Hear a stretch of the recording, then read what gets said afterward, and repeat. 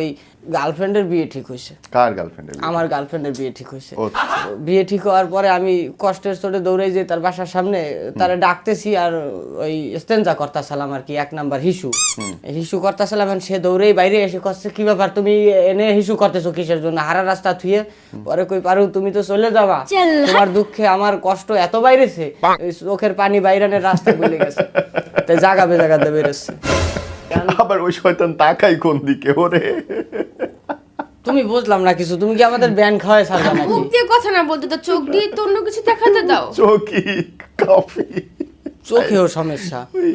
এত ব্রিলিয়ান্ট কই পাইছেন আপনি?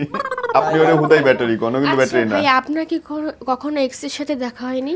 না, আমার সারা জীবনে ব্রেকআপ হওয়ার পরে কোনোদিন এক্সের সাথে দেখা হয়নি। কিন্তু ওর দেখা হয়েছে। ওহো, হাউ ওয়াজ ইট? কেমন ছিল? সুন্দর হয়েছে আগের থেকে। না না ওইটা না, এক্সপ্রেশন কেমন ছিল বলো? এর এক্সপ্রেশন ছিল মোটামুটি, কেমন থাকতে পারে ও কাছে গেছিল?